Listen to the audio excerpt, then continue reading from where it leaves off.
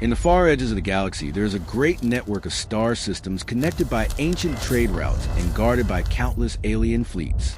Among the many rules that hold this galaxy together, one rule is more strange than all others.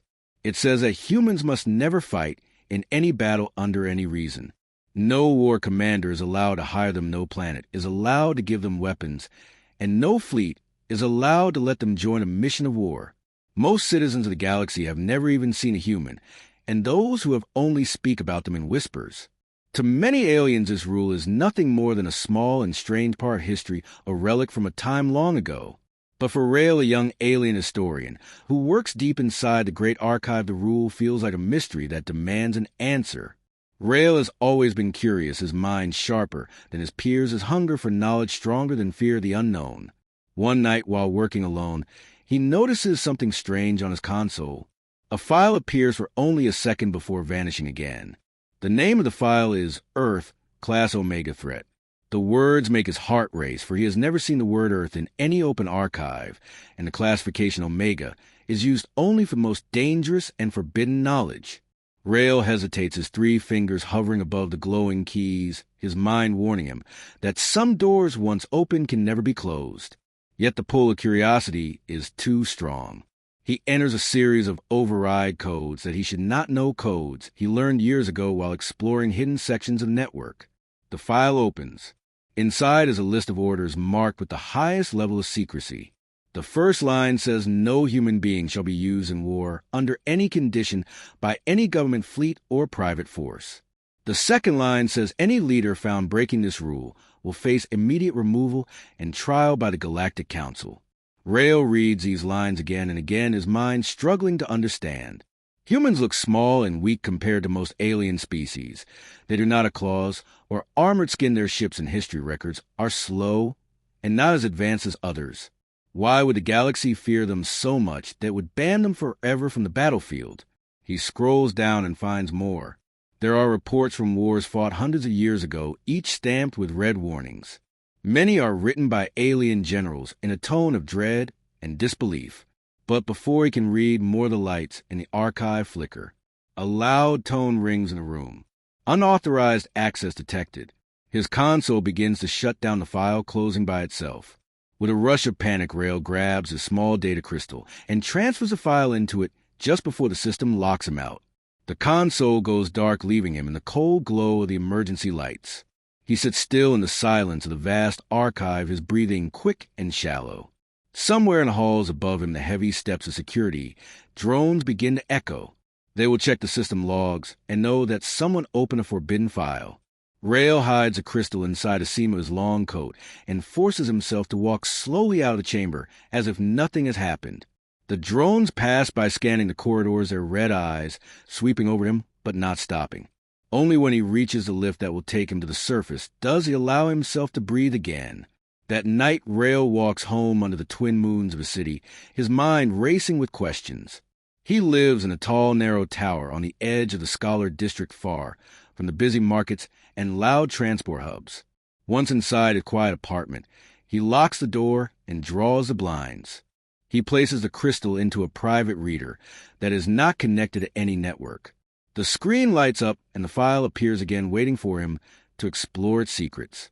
He sees the first of many reports and feels a shiver run through his body. The report begins with the words his record is for Council eyes only and tells of the first time humans fought in a galactic war. Raal leans closer to the screen, his eyes wide. He has no idea that what he is about to read will change not only his own life, but the fate of the galaxy itself. The file on the screen is not like any Raal has seen before. It is not an official report with cold numbers and clean maps. It is a diary written in the rough script of someone who lived through the chaos of war. The writer is not human. It is signed by a general named Kor Varnek, a veteran commander from the Raal Empire, one of the oldest powers in the galaxy. Raal's fingers tremble as he turns the first page, and the voice of Kor seems to echo in his mind. The general begins with confession. He says that before meeting humans, he thought he understood every kind of soldier in the galaxy. He had fought alongside warriors who could crush steel with their bare claws and fighters who could survive a week without food or air. He had seen species that could see in every spectrum of light, species that could think faster than machines, and species that could regenerate limbs in minutes. But none of them prepared him for the humans. Kor writes about the first time he saw them. It was during the great conflict known as the Siege of Vornak, prime of battle that had already lasted 6 standard years.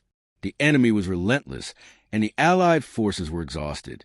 Every day ships burned in the black void above Vornak, and every day soldiers fell in the rubble of its cities.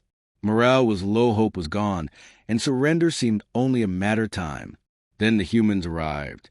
They came in small numbers, just 3 troop carriers and a handful of escort ships. Their technology was not advanced, their weapons looked crude compared to the sleek arms of other races. Their armor was mismatched, their ships carried scars from old battles, and their engines sounded like they might break apart at any moment. The Allies saw them as a curiosity, nothing more.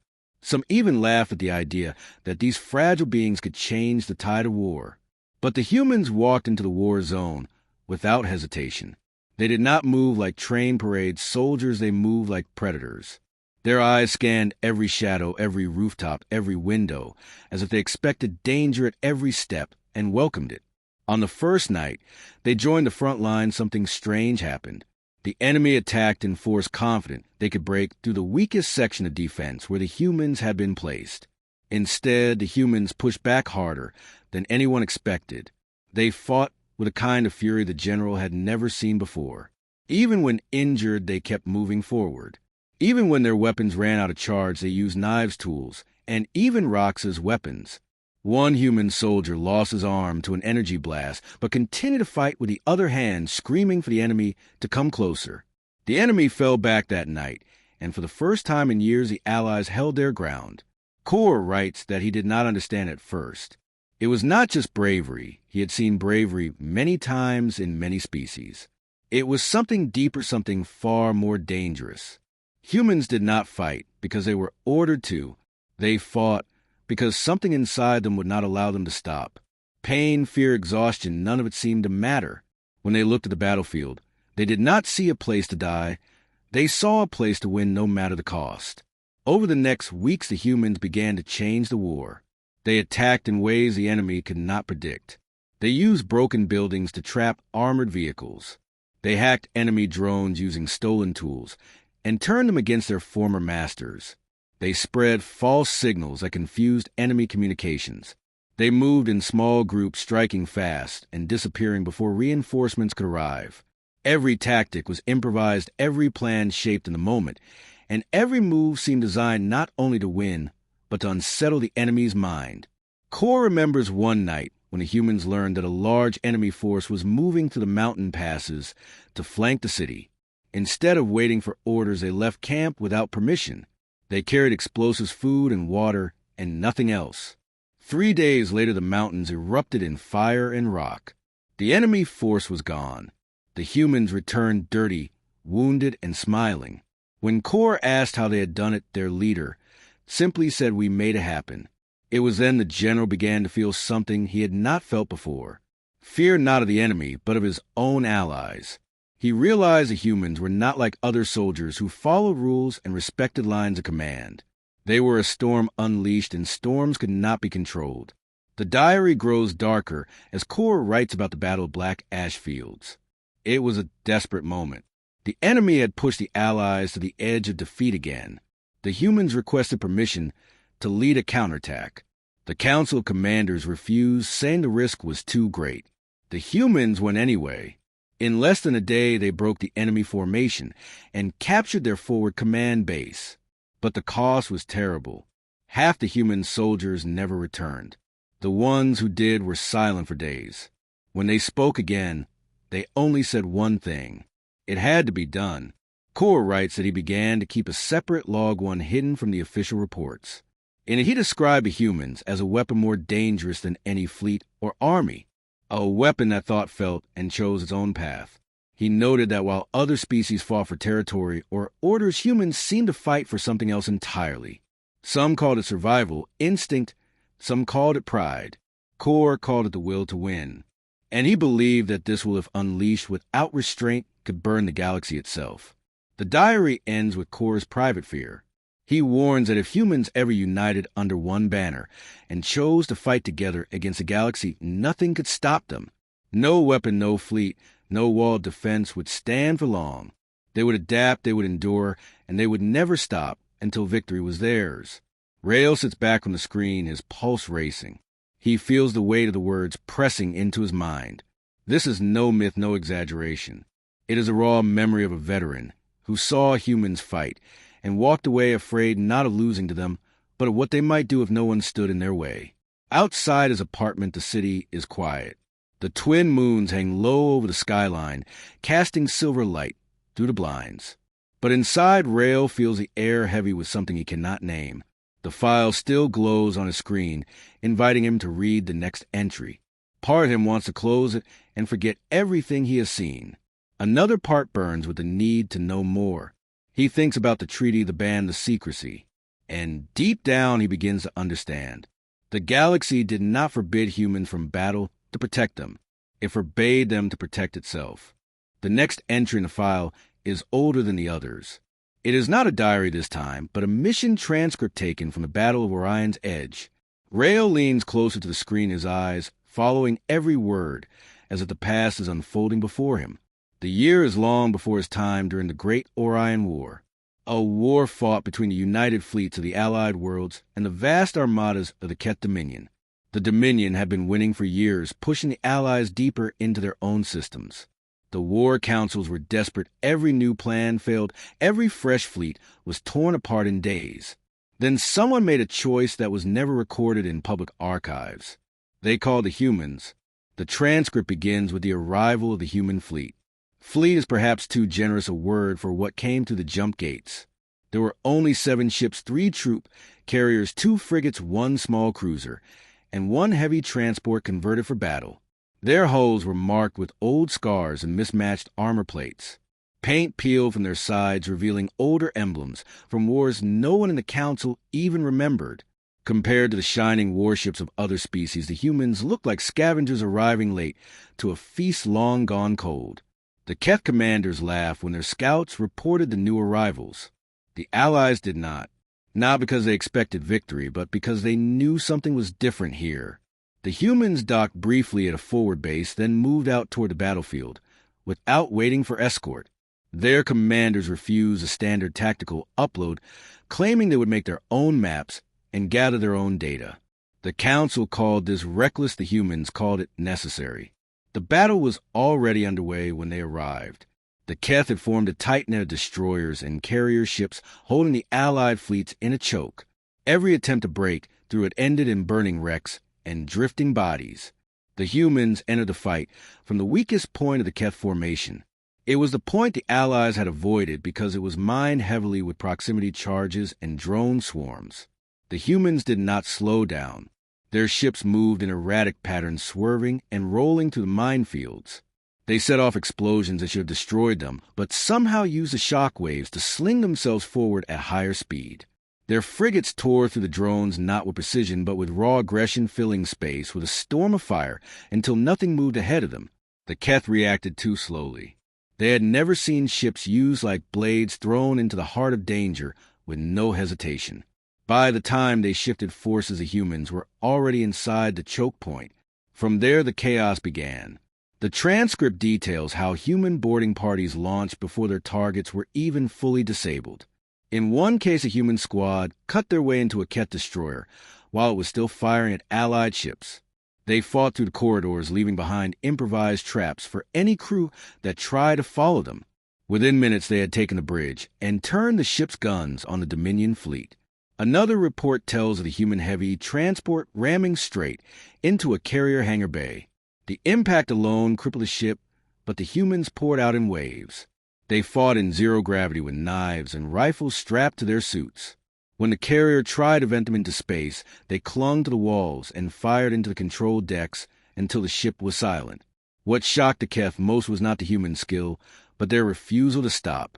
Every time the Dominion thought they had destroyed a human squad, they would reappear from some hidden hatch or crawl space. If a weapon failed, they took one from the enemy. If a route was blocked, they blasted a new one. The humans moved like they were born for this environment, adapting faster than any commander could predict. Within hours, the choke was broken. The Allied fleet surged through the gap and hit the Dominion from two sides. By the end of the day, Orion's edge was no longer under Keth control. The victory was so swift and so total that the Allied commanders themselves did not fully understand how it had happened until they reviewed the human combat logs. Those logs were unlike anything the Council had seen. There were no careful formations, no step-by-step strategies. The humans had made plans in seconds, spoken in short bursts over comms. They used slang and signals no translation software could fully decode. They changed tactics constantly, not waiting for orders from higher command. It was warfare as a living thing, growing and twisting with every moment. The aftermath was quiet in the transcript, but Raal could feel the tension in the words. The humans did not stay for celebration. They repaired what they could, loaded their wounded and dead, then moved to the next assignment without request or command. The Allied leaders were left with both relief and unease. Relief that the battle was won. Unease because they had seen what the humans could do when given freedom to fight. A final note in the transcript is marked with a warning. It is from the chief strategist of the Allied Council to the inner circle of command. It reads, the humans achieved in one day what our fleets could not achieve in 3 years. Their methods were unpredictable and dangerous not only to the enemy but to our own structure of command. They do not follow doctrine, they create their own, and they succeed where logic says they should fail. If the Keth had learned to fight, as they do, we would have no defense. If the humans ever turned their skill against us, there would be no safe world in the galaxy.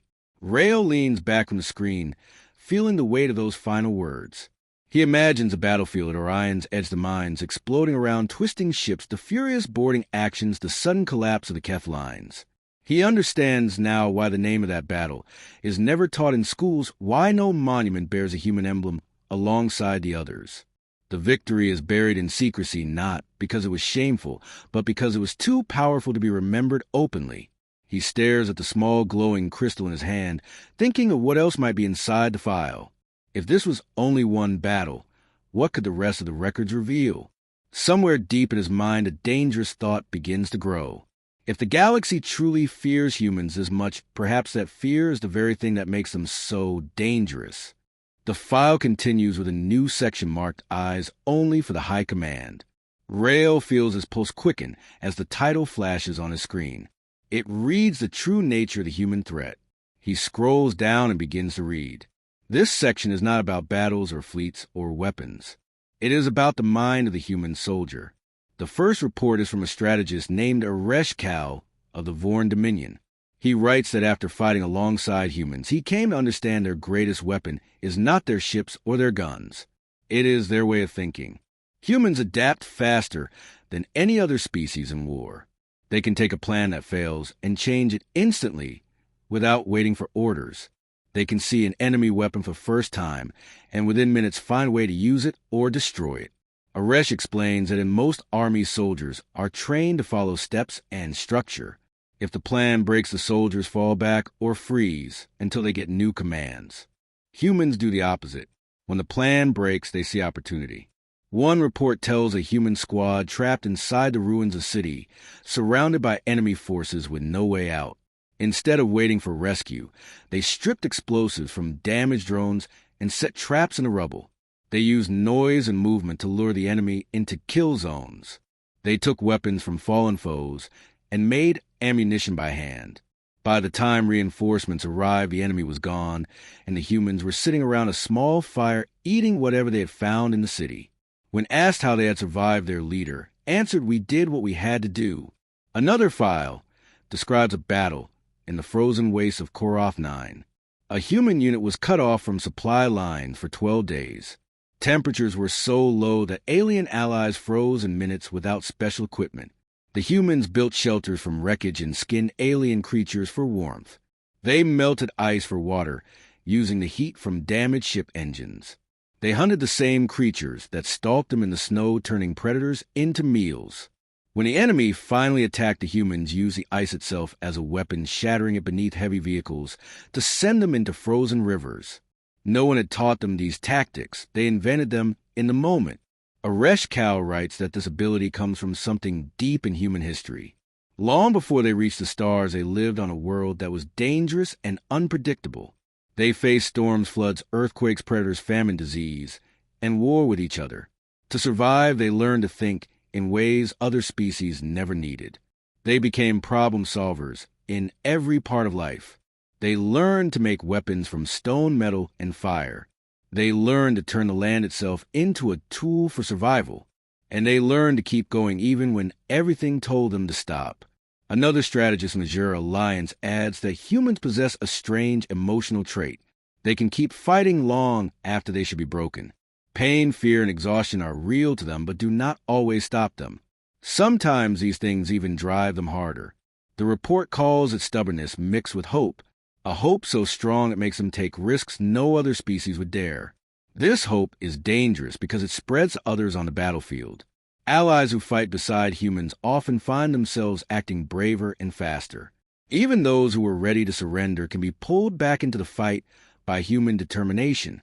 One of the most chilling entries comes from a Keth warlord who fought against humans during the last days of the Orion War. He writes that humans make war personal. They do not just fight for orders or territory. They fight for each other. If one is taken prisoner, the rest will risk everything to get them back. If one is injured, the others will protect them with their lives. If one is killed, the others will carry that memory into the next battle and fight harder because of it. The warlord calls this loyalty a kind of madness because it ignores logic and survival, but admits it is a madness that wins battles. Raal pauses at these words, feeling the weight of their truth. He has seen loyalty in his own people, but not like this. The reports speak of humans carrying wounded comrades through fire and gunfire, refusing to leave them even when escape was possible only for the uninjured. They speak of humans taking suicidal risks to destroy an enemy position so that others might live. This is not strategy alone. It is something more powerful than strategy, something no commander can fully control. The section ends with a classified transcript from a private meeting of high-level commanders after the war. They discuss the possibility of using humans as elite units for special missions. At first there is interest, then fear begins to creep into the conversation. One commander warns that humans are unpredictable and cannot be fully controlled. Another says that if they're used in small numbers, they may still inspire rebellion in allied ranks. A third warns that the more humans fight, the better they will become, and the harder it will be to keep them from taking leadership roles. The final voice in the transcript is the supreme commander of the allied worlds at that time. His words are short, but they make Raal's skin crawl. He says, "We will not use them. Not in any war, not in any conflict, not ever again. Seal the records, bury the truth, and let the galaxy believe they are peaceful. Fear will do the rest." Raal sits back in his chair, the screen, casting a pale light on his face. He understands now that the ban on human warriors is not about protecting humans. It is about protecting everyone else from what humans can do when they are free to fight. Their weapon is not their strength or their ships or their guns. Their weapon is their mind, their heart, their refusal to give up. It is the weapon that is not a weapon. And it is the reason the galaxy lives in quiet fear of them, even if most do not know why. Outside his window, the city lights glow against the dark sky. The twin moons drift higher, and the streets below are empty. But in Raal's apartment, the air feels heavy. He knows the more he reads, the deeper into danger he goes. The crystal in his hands contains truths that could shake the galaxy. And yet, he cannot stop himself from turning to the next section. The files shift again, and Raal sees a new heading. It says Transcript of the Council of 9 War Session Year 214 after expansion. It is marked with the highest secrecy level and stamped with the warning that any unauthorized reading will result in immediate erasure of memory and permanent exile. Raal takes a slow breath and begins to read. The Council of 9 is the highest decision-making body in the Allied worlds. It is made of 9 leaders, each chosen from a great power of the galaxy. They meet in a secure chamber deep inside the station known as the Heart of Unity. The session begins with reports from the last battles of the Orion War. Losses are heavy in many fleets, but victories led by human units stand out like bright stars in the dark. The victories are so absolute that they leave enemy fleets scattered and broken. But the mood in the council chamber is not joy. It is fear. The first speaker is High Chancellor Mareth of the Raal Empire. He says that while the humans have saved countless worlds, their methods are dangerous. He warns that humans do not fight under full control, and that their success is built on chaos. The next voice is Admiral Thorvak of the Jura Alliance. He agrees and adds that humans cannot be predicted by allies or enemies. He says that when humans are on the battlefield, command structures begin to break because others start following the humans instead of their assigned leaders. One member objects.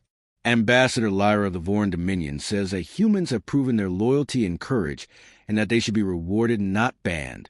She argues that the galaxy needs every strong fighter to keep the peace. Her words are met with silence until a counselor from the Zarin Republic speaks. He says that loyalty is not the issue. The issue is power. Humans are too effective in war and too quick to rise to leadership. If they continue to fight, they will one day hold command over fleets and worlds that were never theirs. And when that day comes, no treaty or law will stop them. The chamber grows tense as each leader gives examples from the war. The Drow Chancellor recalls a human captain who ignored a retreat order and instead led a counterattack that destroyed an enemy fleet but cost thousands of allied lives.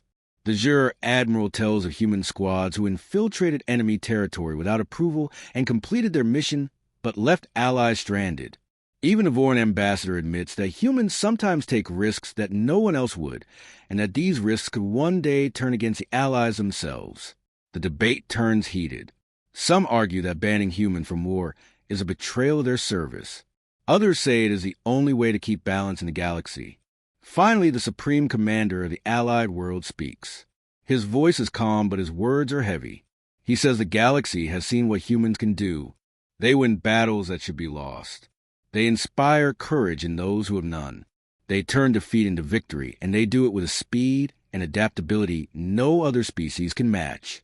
But this same power is the reason they must never be allowed to fight again, because if they ever turn that power against the allied worlds, there will be no defense. The chamber falls silent. No one speaks for several minutes. Then one by one the counselors vote. 8 votes in favor of the ban, 1 vote against. The decision is final. The rest of the transcript details the creation of the Treaty of Controlled Engagement. It states that humans may trade, travel, and explore anywhere in Allied space, but they may never serve in any military or armed force outside their own homeworld defense. They may not be hired as mercenaries or advisors for war. They may not take part in any conflict between worlds. Any violation will be punished by removal of the human involved and sanctions against the world or faction that allowed it. The Council orders that the public story will be different. The galaxy will be told that humans are a peaceful species that refuses to fight. They will be portrayed as explorers and thinkers with no interest in war. The truth will be sealed in archives like the one Raal works in. Only high-level commanders and counselors will know the real reason. Raal feels a cold weight in his chest as he reads the final section of the transcript. It describes the last act of the Council before ending the session. They send a message to the leaders of Earth, informing them of the new treaty. The message is polite but firm. It thanks humanity for its service in the Orion War and praises their courage. But it also warns that any human who takes part in war beyond their own system will be hunted down by the allied worlds themselves. The reply from Earth is short and strange. It says we understand. It says we will keep to ourselves. But it ends with one more line that makes Raal's skin prickle. It says, we will remember. Raal leans back on the screen, his hands trembling slightly. The decision that shaped centuries of peace was not about mercy or protection. It was about fear. Fear of a species that could outthink, outfight, and outlast any enemy. Fear of a will that could not be broken. Fear of a fire that once lit could burn the galaxy. Outside his window, the night is still. The lights of the city are distant and quiet. But inside Raal's mind, the council chamber still echoes. He imagines the faces of those leaders as they made their choice. He wonders if any of them truly believed the lie they told the galaxy. And he wonders if the humans themselves ever believed it. The crystal in his hand feels heavier now, as if it carries not just information, but the weight of the galaxy's most guarded secret. He knows there are more sections left to read. He knows each one will take him deeper into the truth. And he knows that if anyone discovers he has seen this much, his life will never be safe again. Still, he turns back to the screen, because he must know what happened next. Because something in him is starting to believe that the fear of humans might one day be tested again. The file ends, but Raal does not close the screen. He sits in the dim light of his apartment, thinking about everything he has learned. The ban on humans is not a myth. It is a chain placed on a species that could shatter armies. But chains are only as strong as those who agree to wear them. The sound of his door chime breaks his thoughts. It is late, far too late for visitors. He moves to the door and checks the small hollow viewer. An alien stands outside wearing the uniform of a starship captain, but the rank marks are covered with a strip of cloth. His eyes move quickly, scanning the hallway as if he fears being seen. Raal opens the door just enough to speak. The captain introduces himself as Kale Voran of the Yala Free Guard. His voice is low urgent. He says he knows Raal works in the archives, and that Raal has access to files others cannot reach. Raal denies it out of habit, but Kale leans closer and says, "I know you have seen the truth about humans." The words hit Raal like a strike. He feels his throat tighten, but says nothing. Kale steps inside without waiting for an invitation and closes the door. He explains that his world is under siege by a warlord from the Outer Rim. The Free Guard has fought for months, but every battle ends in defeat. All mercenaries have failed, all hired fleets have been destroyed. There's only one chance left, and it is a chance the treaty forbids. Kale says we need a human. Raal feels a rush of fear and disbelief. Recruiting a human for war is one of the highest crimes in the Allied worlds. Even speaking of it can lead to arrest. But Kale does not seem afraid of the law, only of losing his home. He says he knows of a human living in the outer colonies far from Earth, far from the eyes of the Council. She is old now, but once she was a captain in the Orion War. Her name is Mara Vance. The name stirs something in Raal's memory. He has seen in the files a commander known for impossible victories and reckless strategies that always seem to work. Mara was the one who turned the tide at the Pass of Arinder with only 3 ships against 20. Mara was the one who infiltrated the Keth flagship during the final siege and destroyed it from within. She vanished after the war, refusing all offers to train or advise. Some say she retired to a quiet life. Others whisper that she was forced into hiding by the Council itself. Kale says he has a contact who can lead them to her. But he needs Raal because Mara will not trust a soldier. She will trust someone who has seen the truth. Raal hesitates. If they are caught, both will vanish into the black cells where no trial is given. Yet he feels the pull of the story pulling him forward. Perhaps part of him wants to see if the legends are real. They leave the city that same night, traveling in a small transport with false registration codes. Kale's contact meets them at a remote trade station orbiting a dead moon. The contact is a wiry trader with sharp eyes who says nothing about the plan until they are safely away from the station scanners. Then he programs a course to a small mining colony deep in the drift sectors. Few ships travel there and fewer return. The journey takes 4 days. Raal spends the time reading what little remains of Mara's record in the public archives. There are only fragments, and most are clearly edited to remove details. Still, even the fragments show a woman who defied orders more than once, and who always found victory in places where others found only defeat. He wonders what she will be like now after so many years away from war. They land on the colony in the cold light of a distant sun. The air is thin to ground, a barren plain of rock and dust. The settlement is little more than a cluster of domes connected by metal walkways. They find Mara in a workshop repairing a mining rig with her bare hands. Her hair is gray, her face lined, but her eyes are sharp and her movements sure. She looks up as they enter, and in that moment Raal feels the weight of her gaze, as if she can see straight into his thoughts. Kale explains the situation quickly. Mara listens without interrupting, then wipes her hands on a rag, and asks why me. Kale says, because you are the best. Mara shakes her head, and says, I am the most dangerous. Do you know what happens when humans fight? Kale says yes, and that is why we are here. Mara studies him for a long moment, then turns her gaze to Raal. She asks if he has read the files. Raal nods and tells her he has seen everything. For a moment her expression softens almost into a smile. Then she says, if I agree, you cannot go back to your old life. Once the line is crossed, there is no return. Raal knows she is right. The Council will hunt them all if they succeed, and even harder if they fail. But he also knows that if they walk away, Kale's people will fall, and the secret will remain hidden. He says, I am ready. Mara stands and walks to a locked cabinet at the back of the workshop. She opens it and takes out a small metal case. Inside is a sidearm unlike any Raal has seen. It is worn from use, but the grip is wrapped in fresh leather. She holds it as if greeting an old friend. Then she says we will need a ship, and we will need to move fast. The next hours are a blur of planning. Mara works with Kale to study maps of the warlord's territory. She asks questions no one else has thought to ask. Where does the enemy eat? Where do they sleep? What do they fear most? By the time the plan is ready, Raal can see why the Council feared her. She sees war not as a line of battles, but as a puzzle to be taken apart piece by piece until the enemy has nothing left. When they leave the colony, Mara pilots the ship herself. Her hands move over controls with the ease of someone who has spent more of her life in space than on solid ground. She speaks little, but her eyes never stop moving, scanning every signal, every shadow in the black. Raal sits behind her, feeling the shift in the air. It is not just the start of a mission. It is the start of something the galaxy has tried to prevent for centuries. For the first time since reading the Forbidden File, Raal feels a strange thrill. Fear, yes, but also something else. Hope. The kind of hope that can burn just as fiercely as fear.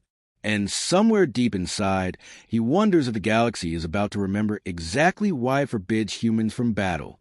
The stars stretch across the black sky as Mara's ship glides through the empty lanes between worlds. Inside the cockpit, the air is tense and silent, except for the low hum of the engines.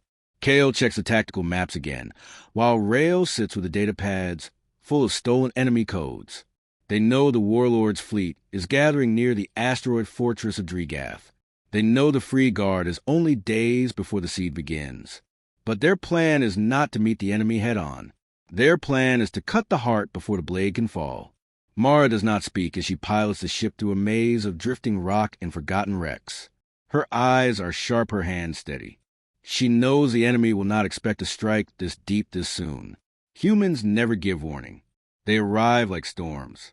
As they draw closer to the edge of Dregath space, Kale's sensors pick up faint patrol signals. A normal commander might try to hide. Mara does the opposite. She powers down the ship to a crawl and drifts toward the patrol route. When the enemy scouts pass, she uses a magnetic clamp to attach the ship to the hull of one of their carriers. The patrol moves on, unaware of the shadow riding its skin. Raal can feel his heart pounding. This is madness, but it works. In a few hours, a carrier docks with the main fortress, and Mara's ship slips free, sliding into a blind docking port used only for cargo shuttles. They enter the fortress without a single alarm. Inside, the air smells of oil and hot metal. The corridors are narrow, lit by red strips along the floor. Kale leads the way with a map from the stolen codes, while Mara walks behind, scanning every shadow, every sound. Raal follows in the middle, feeling the weight of the silence around them. Their target is not the warlord himself. It is a command nexus, the machine brain, that controls the movement of his entire fleet. Without it, his ships will be blind and slow. Even a small force could tear them apart once the nexus falls. They reach the access chamber guarded by two massive alien soldiers in black armor. Mara does not hesitate. She moves like water flowing between them. A flash of light, a twist of motion, and both guards collapse before Raal can even blink. He stares at her in shock. Her hands do not shake, her breath does not change. This is not a soldier. This is a predator. Inside the chamber, the nexus glows with cold light. It is a sphere of shifting silver hanging in the air, surrounded by streams of data. Kale begins setting charges, but Mara stops him. She says, no noise, no warning. We take it, and they never know until it is too late. She pulls a device from her belt and connects it to the sphere. Raal watches as streams of alien code spill into her device. She moves with complete focus, not looking up, not speaking. Every second feels longer than the last. Finally, the device clicks and the sphere dims. Mara disconnects and slides the device into her pack. She says, now we go. They retrace their path, but this time alarms begin to wail. Somewhere the fortress has discovered a breach. Mara takes the lead, firing in short, precise bursts, each shot ending a threat before it can even raise its weapon. Her movements are exact, almost cold. There is no fear, no hesitation. Raal understands now why the galaxy fears humans. They do not fight to match the enemy. They fight to end the fight before it truly begins. They reach the docking bay just as enemy troops pour in from the far side. Kale runs to the ship, but Mara stops and throws a small sphere into the bay. It explodes in a cloud of blinding white mist. She moves through it unseen, striking from fog. When the mist clears, only she remains standing. They launch from the fortress at full speed. Enemy fighters scramble, but without the nexus, their coordination is broken. They crash into each other, miss their targets, fall into the gravity wells of nearby asteroids. Mara weaves the ship through the chaos without a single hit landing on them. Once they are clear, Kale sends a signal to the Free Guard fleet. Within hours, the counterattack begins. Without the nexus, the warlord's forces break like glass under a hammer. Worlds that feared the siege watch the enemy burn in the black. The warlord himself flees into the deep void with what little remains of his fleet. But even in victory, there is no celebration for Mara. She sits in the cockpit, silent, her eyes fixed on the stars ahead. She knows the Council will already have heard of this. The use of a human in battle is not something that can be hidden for long. Soon every ship will carry orders to find her. Some will come to kill. Some will come to beg for her help. Both will find the same answer. Raal sits across from her, trying to find the words. He wants to thank her. He wants to tell her the galaxy owes her everything. But when he looks into her eyes, he sees only distance. She says this is why they fear us. Not because we win, but because when we fight, we do not stop until there is nothing left to fight. Kale sends a message to his people telling them the siege is broken. His voice is steady, but his hands tremble with relief. He says he will return home to rebuild. Mara says she will not go with him. She will vanish again into the drift sectors. She will not give the Council the satisfaction of a trial or a trophy. As the ship drifts between stars, Raal realizes something. The ban on humans is not just fear. It is survival. Not survival of humans, but of everyone else. Because when a human like Mara steps onto a battlefield, the war is already over. The only question is how long it will take for everyone to understand that. When they part ways at a small refueling station, Kale gives Mara a final salute and Raal a firm grip of the hand. Then he has gone into the lanes toward his homeworld. Mara turns to Raal and says, "You have seen too much to go back. There will be others like Kale, and they will find you before the Council does. The choice will be yours when they come. Fight or fade. Neither is safe." Raal watches as she walks away into the shadows of the station and disappears. He knows she will not leave a trail. She will not be found unless she chooses to be. And he knows that somewhere out there in the black, the DeathThatThinks is waiting for the next time the galaxy forgets why it fears humans.